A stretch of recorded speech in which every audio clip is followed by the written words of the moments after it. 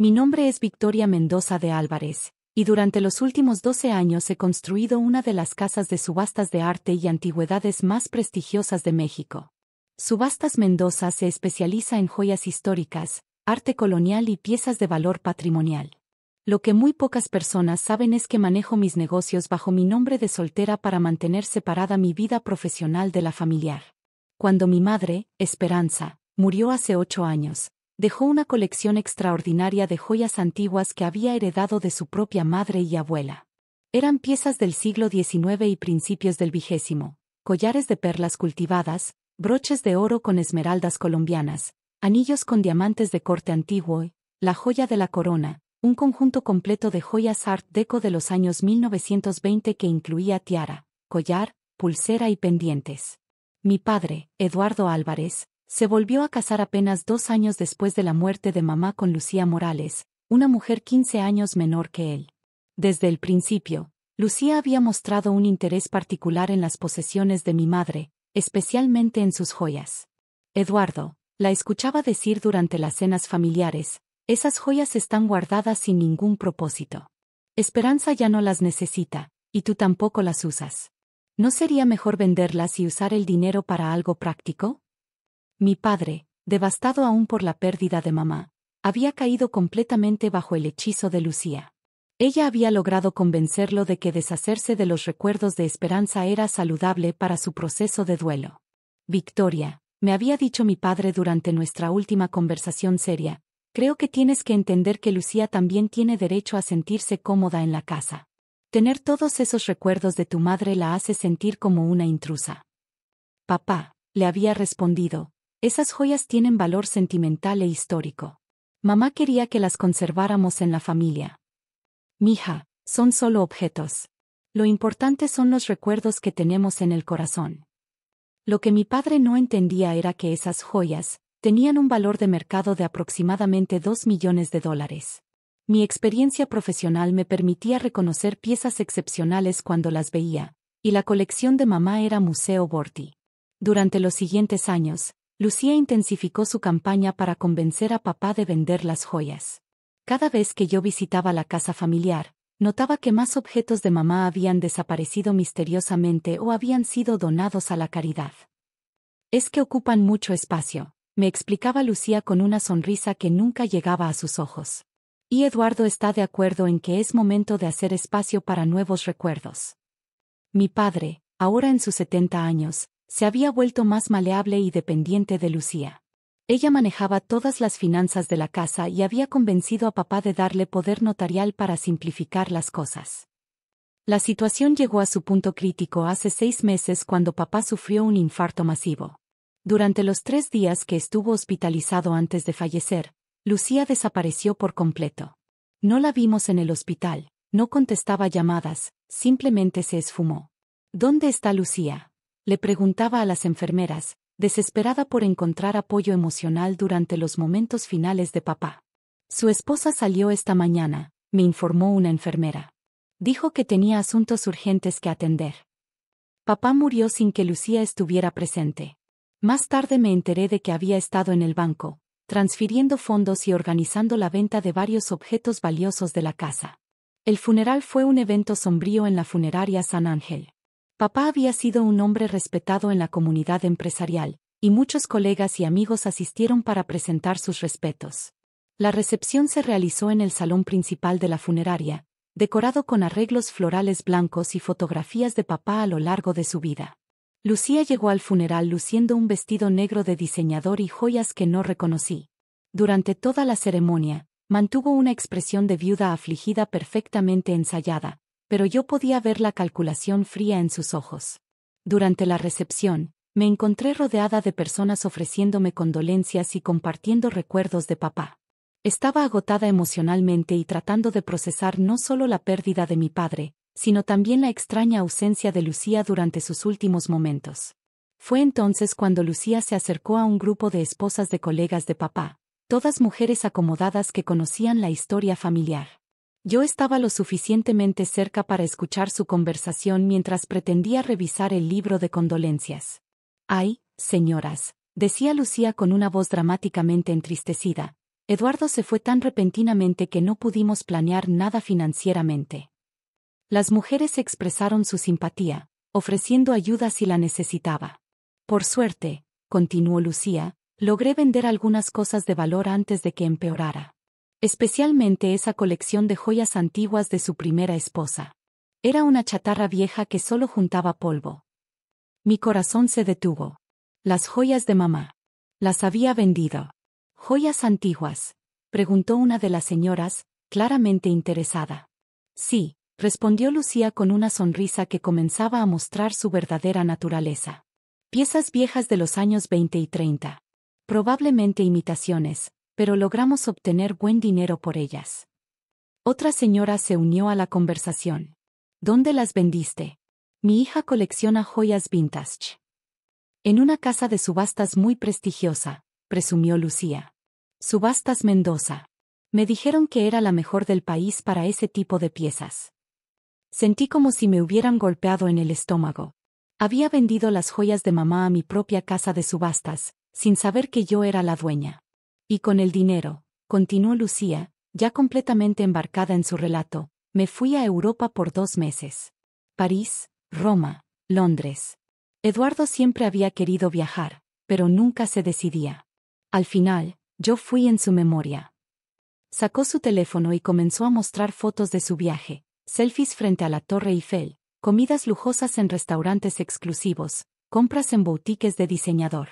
Miren este hotel en París, decía mientras pasaba las fotos. 500 euros por noche. Pero valió la pena. Esa chatarra vieja finalmente sirvió para algo útil. Las señoras intercambiaban miradas incómodas. Incluso ellas parecían perturbadas por el tono celebratorio de Lucía al hablar de vender las posesiones de la difunta esposa de su marido recién fallecido. Yo me acerqué al grupo, manteniendo mi expresión neutral a pesar de la rabia que sentía por dentro. Lucía, dije suavemente, ¿podrías contarme más sobre esa venta? Me interesa saber qué pasó con las joyas de mamá. Ay, Victoria, respondió con falsa simpatía, sé que te sientes sentimental sobre esas cosas, pero tu papá y yo decidimos que era lo mejor. El dinero nos ayudó mucho durante su enfermedad. Era una mentira descarada. Papá había muerto de infarto súbito, y ella había estado de viaje durante sus últimas semanas de vida. ¿Cuándo exactamente hiciste la venta?, pregunté, fingiendo curiosidad casual. Hace 3 meses, respondió orgullosamente. La casa de subastas me dijo que eran piezas especiales y que atraerían buenos compradores internacionales. 3 meses. Exactamente cuando yo había manejado personalmente la subasta de una colección excepcional de joyas Art Deco que había llegado de un vendedor anónimo a través de nuestro servicio de consignación. ¿Recuerdas el precio final?, continué preguntando. Bueno, Lucía bajó la voz conspiratorialmente, no quiero presumir, pero obtuvimos casi 200,000 pesos. Imagínate. Por esas cosas viejas. 200,000 pesos. Aproximadamente $10,000. Las joyas se habían subastado por 1.8 millones de dólares. En ese momento entendí completamente lo que había pasado. Lucía había llevado las joyas a mi casa de subastas sin identificarse como la viuda de Eduardo Álvarez. Había usado un nombre falso y había declarado que las piezas pertenecían a su tía fallecida. Nuestro tasador había identificado inmediatamente el valor excepcional de las piezas, pero siguiendo nuestros protocolos estándar para vendedores que parecían no conocer el verdadero valor de sus objetos, había ofrecido un pago inicial modesto con promesa de porcentaje adicional basado en el precio final de subasta. Lucía, ansiosa por obtener dinero rápido para su viaje, había aceptado el pago inicial y había firmado documentos renunciando a cualquier reclamo adicional. Había tomado los 200,000 pesos y había desaparecido antes de que pudiéramos contactarla sobre el éxito extraordinario de la subasta. Qué interesante, comenté tranquilamente. ¿Tienes los papeles de la venta? Por supuesto, respondió Lucía con confianza. Todo está perfectamente documentado. Soy una mujer de negocio seria. Me encantaría verlos, insistí. Para mis propios registros familiares. Lucía parecía ligeramente molesta por mi insistencia, pero accedió. Están en casa. Te los puedo mostrar mañana si quieres. El resto de la recepción pasó en una nebla. Yo sonreía y aceptaba condolencias mientras mi mente trabajaba furiosamente, planificando mi próximo movimiento. Esa noche, en lugar de ir a casa a llorar a mi padre, fui directamente a mi oficina en Subastas Mendoza. Busqué en nuestros archivos hasta encontrar el expediente de la subasta de hace 3 meses. Ahí estaba, lote 247 a 251, colección excepcional de joyas Art Deco, circa 1920 a 1930. Vendedor, señora L. Moreno. El nombre falso que había usado Lucía. Los documentos mostraban que las piezas se habían vendido por un total de $1.847.000 a coleccionistas internacionales. Según nuestro contrato estándar, después de comisiones, Lucía tenía derecho a recibir aproximadamente $1.4 millones. También encontré las cartas certificadas que habíamos enviado a la dirección que había proporcionado, una oficina postal que había rentado temporalmente, informándole sobre el éxito de la subasta y solicitando sus datos bancarios para transferir el pago restante. Al día siguiente, Lucía me invitó a la casa familiar para mostrarme los papeles de la venta. Llegué puntualmente a las 10 de la mañana, encontrándola desayunando en el comedor donde solíamos tener las cenas familiares. Victoria, querida, me saludó con falsa calidez. Aquí están los documentos que querías ver. Me entregó una carpeta conteniendo los papeles iniciales de consignación que había firmado en Subastas Mendoza. Efectivamente, había usado el nombre Lucía Moreno y había listado una dirección falsa. Interesante, comenté mientras revisaba los documentos. Veo que usaste un nombre diferente. Bueno, respondió Lucía con una risita nerviosa, no quería que supieran que era la viuda. A veces es mejor mantener las cosas simples. ¿Y esta dirección? Pregunté, señalando la dirección de la oficina postal. Una oficina temporal que renté, explicó. No quería dar nuestra dirección personal por seguridad. Muy prudente, asentí. ¿Y estás segura de que solo recibiste 200,000 pesos? Completamente segura, afirmó con confianza. Fue una transacción muy simple. Lucía, dije tranquilamente, sacando mi identificación empresarial de mi bolsa, necesito mostrarte algo. Su expresión cambió cuando vio mi tarjeta de presentación. Victoria Mendoza, presidente y fundadora, Subastas Mendoza. ¿Qué? ¿Qué significa esto? Tartamudeó. Significa que vendiste las joyas de mi madre a mi propia empresa, respondí con calma. Y significa que tienes un saldo pendiente de aproximadamente $1.4 millones que no reclamaste. El color abandonó completamente el rostro de Lucía. Se aferró al borde de la mesa como si fuera a desmayarse. Eso no es posible, susurró. Es completamente posible. Saqué una copia del expediente completo de mi maletín. Las joyas que describiste como chatarra vieja eran, en realidad, una de las colecciones más valiosas que hemos manejado. Se vendieron a coleccionistas en Nueva York, Londres y Tokio. Lucía comenzó a temblar. ¿Por qué? ¿Por qué no me contactaron? Lo intentamos, respondí, mostrándole las cartas certificadas devueltas. Enviamos múltiples notificaciones a la dirección que proporcionaste, pero todas fueron devueltas. La oficina postal que rentaste estaba cerrada. Pero el dinero, balbuceó. El dinero está en una cuenta de fideicomiso, esperando a ser reclamado por el vendedor legítimo, expliqué. Sin embargo, hay un problema. ¿Cuál?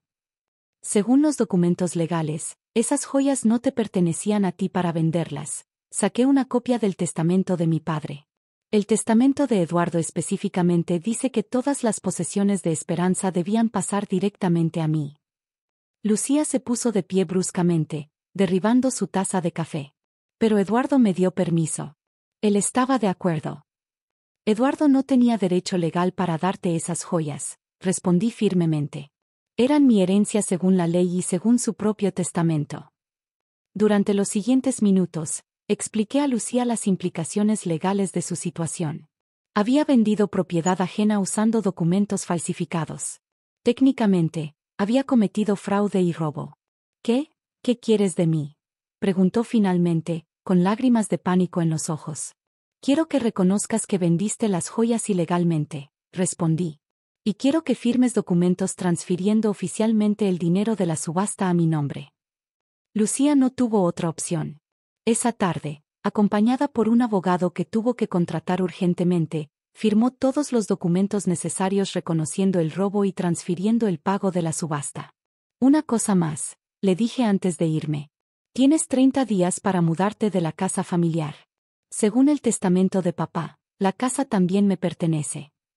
3 semanas después, recibí una transferencia bancaria por $1.423.000, el pago restante de la subasta de las joyas de mamá. Lucía se había mudado a un departamento pequeño, forzada a usar sus ahorros personales después de haber gastado el dinero inicial en su viaje frívolo. Con parte del dinero, establecí la Fundación Esperanza Mendoza para preservar joyas y objetos históricos mexicanos. El resto lo usé para expandir mi casa de subastas, añadiendo una galería permanente dedicada a la memoria de mi madre. Las joyas de mamá, que compré directamente de los coleccionistas internacionales que las habían adquirido, ahora están en exhibición permanente en la galería, acompañadas de una placa que cuenta su historia y la de la mujer extraordinaria que las poseyó. Lucía aprendió una lección costosa sobre intentar estafar a personas sin conocer realmente con quién estaba tratando. Su chatarra vieja no solo resultó ser una fortuna, sino que había pertenecido a la familia de la misma persona que ahora controlaba su destino financiero. A veces, las mejores lecciones sobre honestidad e integridad vienen con un precio muy alto. En el caso de Lucía, ese precio fue exactamente $1.4 millones más una reputación arruinada para siempre.